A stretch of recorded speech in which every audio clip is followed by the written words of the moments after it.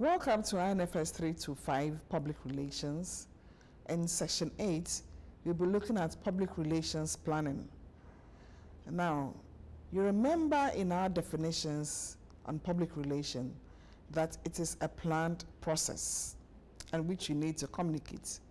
So we are going to look at a public relations model which involves the planning of any public relations program or a public relations campaign. So in this particular session, we will look at the importance of public relations planning, and we will describe the 3 stages. In fact, there are 6 stages, but we'll look at the first 3 stages in the public relations planning. So in public relations planning, what is planning, public relations planning in any case? Public relations planning provides a framework that can stimulate thinking. It acts as a prompt for problem solving, and it releases creativity while ensuring that it is focused and purposeful. Now, let's look at some reasons for public relations planning. Now, when you plan, it eliminates unnecessary and low priority work. When you also plan, it ensures effective achievement of your objectives right from the onset. When you also plan, it helps you to set your agenda so that you are proactive and you are ready to go. There are other reasons for planning. It minimizes mishaps, and it really demonstrates value for money. Because you have planned, you have budgeted, and so management agrees with your budget, and so you can go ahead with your plan. If you don't plan, you may ask for money which may not reach whatever program that you want, and then you have to go back. And so management will not be very excited that you did not plan or budget properly. In spite of the importance of planning, some people do not want to plan, especially when it comes to PR campaigns. So let's look at a few of these reasons why people don't want to plan.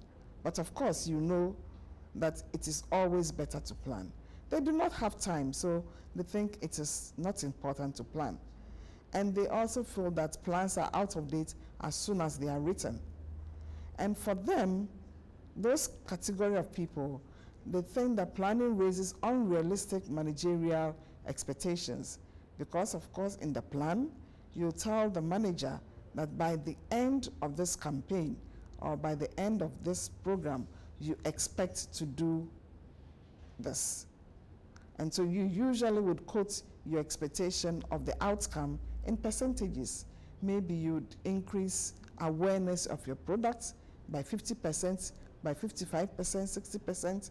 And so PR programmers, PR professionals are afraid of these unrealistic managerial expectations because they may come out and say, but you said after the program you would have about 50% people being aware of our products and services, and so you have many more patronize our services.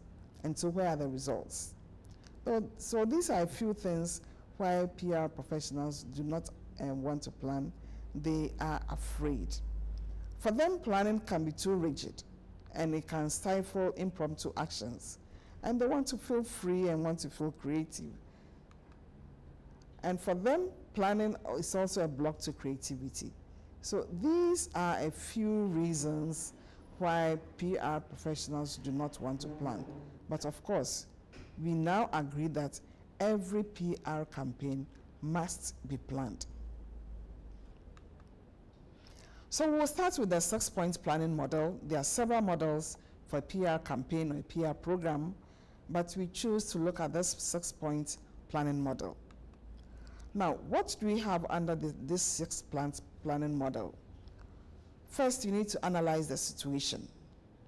You need to define your objectives. You need to define who your publics are. You need to define and develop the program.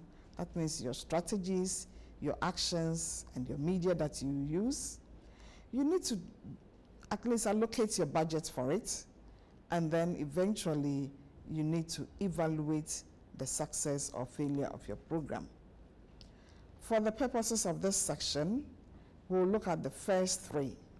So what do we mean by analyzing the situation? Analyzing the situation means gathering knowledge about the current state of affairs and asking the question, where are we now? And once you are able to determine where you are within your program, you'll be able to plan effectively. You'll be able to analyze the strengths and weaknesses and opportunities of your program, of your campaign, and you get a feel of the public's attitude towards your institution. So you need to analyze your situation. Now, how do you analyze the situation? Or how is the situation analysis carried out? You can get involved in desk research where you look at documentation. You can also look at press cuttings or media monitoring to determine how people feel about your organization. You can also get involved by asking people's opinions about your program. You can always do surveys, sending out questionnaires, doing reflective thinking, and then listening to people, using interviews to get a good grasp of what the situation is. So you can also get involved in observation and also studying the situation, looking through files, looking through letters, and really getting to know exactly what the situation is about. So analyzing the situation is really like doing the research, researching the problem. What is the problem? And why do you want to really carry out a campaign, or you want to carry out a program on that particular topic? So that is the first step in this planning model. The second step, after you've analyzed the problem, you know what the situation actually is. You need to set objectives. What do you want to do? So, as the saying goes, what gets measured gets done. So if you do not set objectives, you will not be able to bring out strategies. So do clearly describe exactly what you expect at the end of it, of your particular program or your campaign. Make sure that your objectives are realistic, are attainable, are measurable. And this brings us to having smart objectives. They must be very smart. And of course, they must be also consistent with management's objectives.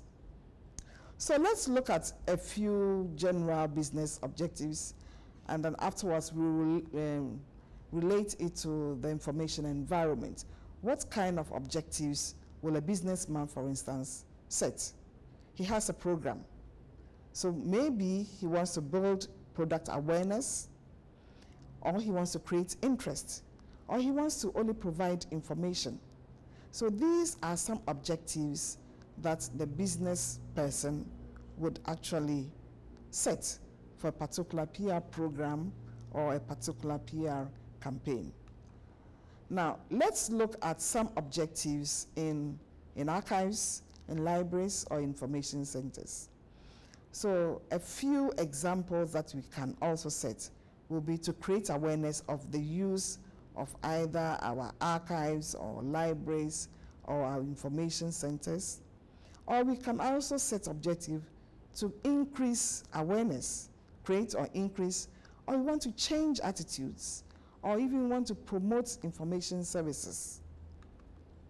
Or we want to influence favorable public opinion, or we want to build confidence in services, or we want to position our institution in such a way that we will get donors to assist us. These are a few objectives that you can set when you are doing your PR program or PR campaign. More objectives you can read. You either want to promote reading to students, or you want to encourage library donations, or you want to justify or seek an increase in staffing. These are examples of objectives that you can set when you have your PR program in libraries, archives, or museums. For your activity, which is very important, you will have to select any topic of your choice. For instance, you want to do a PR campaign on reading habits among children. So you are going to use the first 3 steps in the 6-point planning program. That means analyze the situation, set your objectives, and then find who your publics are. For your reference, please refer to Jeff King's book. It deals exactly with all the public relations, the 6-point planning model. So I believe this particular reference is very good. It will even help you with the campaign that you want to do. So I want to thank you for listening, and I'm going to encourage you to start working on your activity. Thank you.